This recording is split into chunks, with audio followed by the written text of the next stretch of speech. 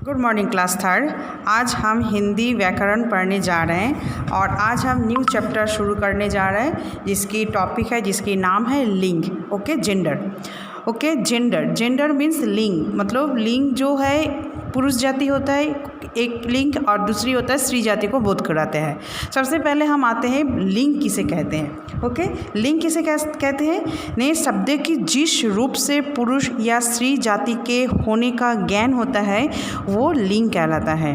ठीक है, माने जिस शब्द से हम लोगों को पता चलता है जी ये मेल है या फीमेल है, मतलब ये पुंगलिंग है या स्त्रीलिंग है, उसी को हम बोलते हैं लिंग। ओके, अभी लिंग की प्रकार भेद। लिंग कितने प्रकार की होता है ना? लिंग दो प्रकार की होता है, एक होता है पुंगलिंग और दूसरी होता है स्त्रीलिंग। पुंगलिंग किसे को कहते हैं ना? जिन शब्दों से पुरुष जाति का बोध होता है उसे पुंगलिंग कहते हैं, जैसे बेटा, बकरा, चोर, चीटा, ऐसे ये हो गया आपका पुंगलिंग का एग्जाम्पल।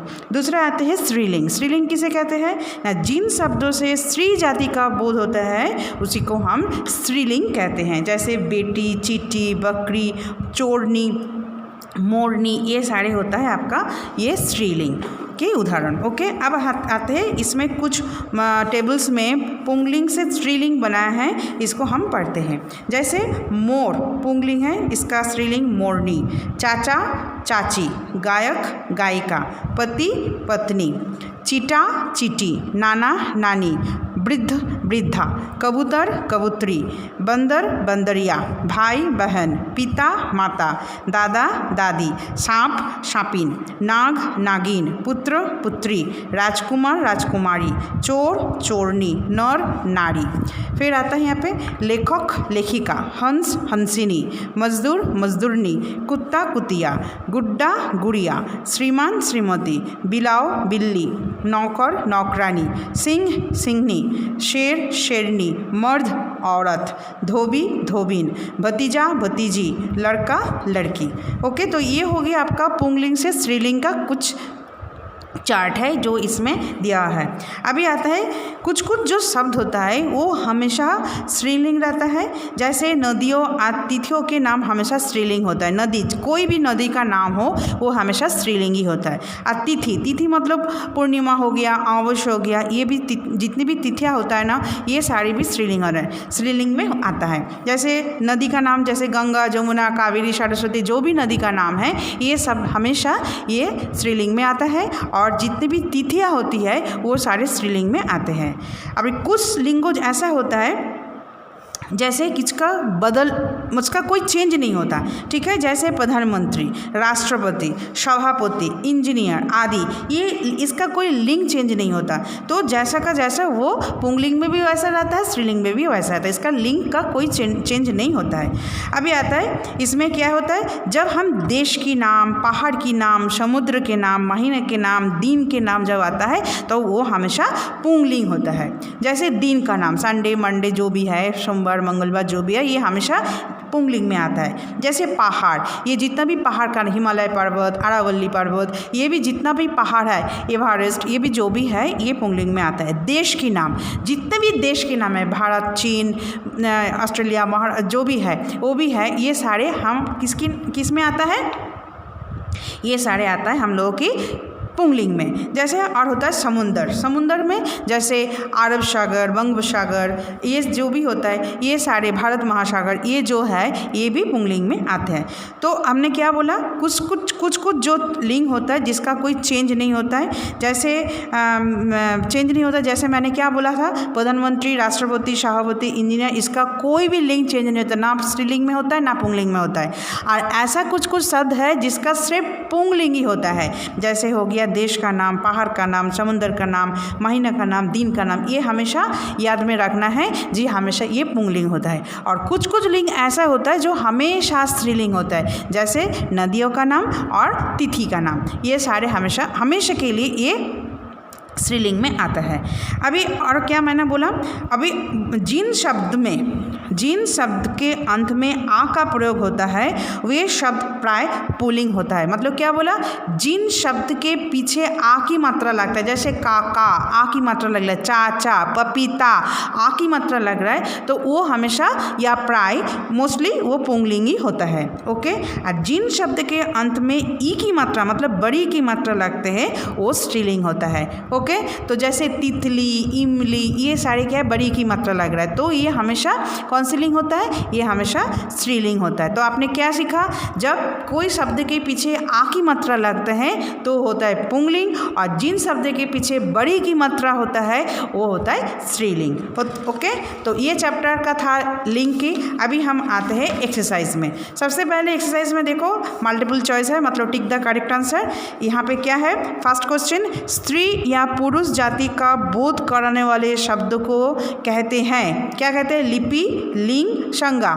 नहीं, आपके ऑप्शन होगा बी, लिंग। ओके, नाउ नेक्स्ट, पुरुष जाति का बोध कराने वाले शब्द को क्या कहते हैं, पुरुष जाति को जो बोध कराते हैं उस लिंग को हम कहते हैं पुल्लिंग। गुड्डा कौन सा लिंग का बोध कराता है, गुड्डा होता है पुल्लिंग। ओके, तो ये हो गया आपका मल्टीपल चॉइस क्वेश्चन जो आपको इसी बुक के अंदर फिलअप करना है। अब आते हैं खाली स्थान को भरना है। इसमें ब्रैकेट में कुछ वर्ड्स दिया है, इसी से आपको ये भरना है। ओके, जैसे डैश की 3 सहेलियाँ थी, तो इसमें क्या है, राजकुमार ना राजकुमारी, तो आप लिखोगे राजकुमारी। राजकुमारी की 3 सहेलियाँ थी।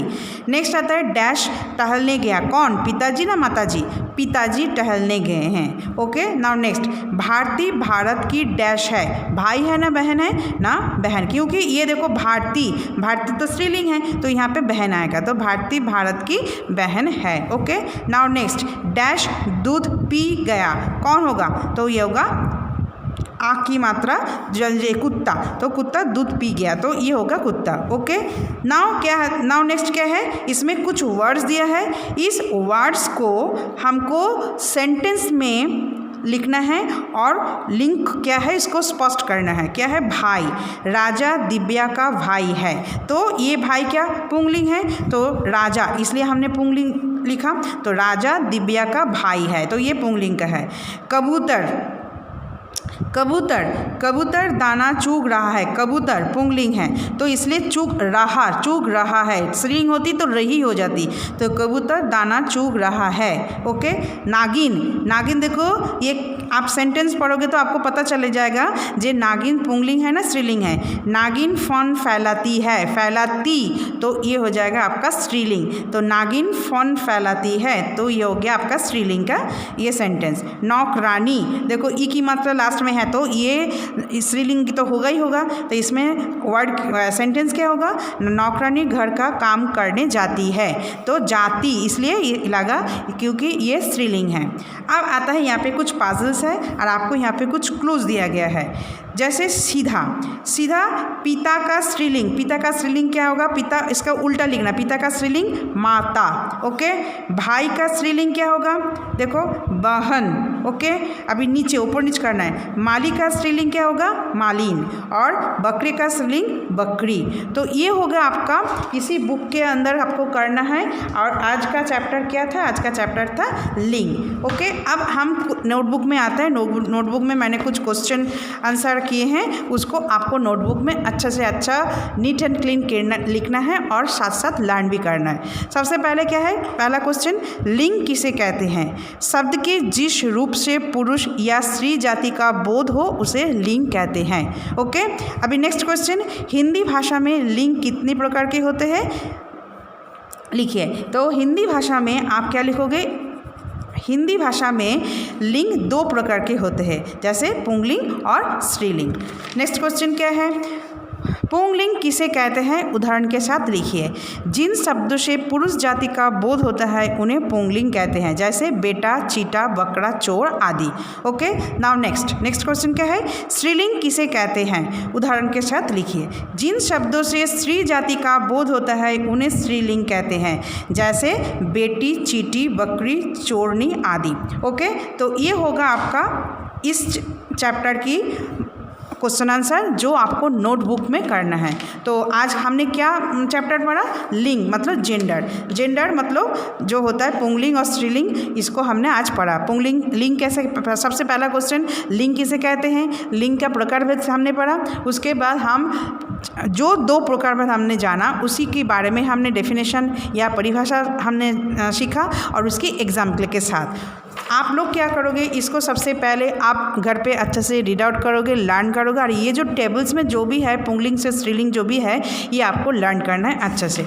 ओके, तो ये सारे जो एक्सरसाइज है इस बुक के अंदर, ये सारी बुक में आपको फिलअप करना है और नोटबुक में जो हमने क्वेश्चन आंसर किया है उसको हमने नोटबुक के अंदर करना है और नीट एंड क्लीन लिखना है, साथ साथ आपको लर्न करना है। Okay, thank you.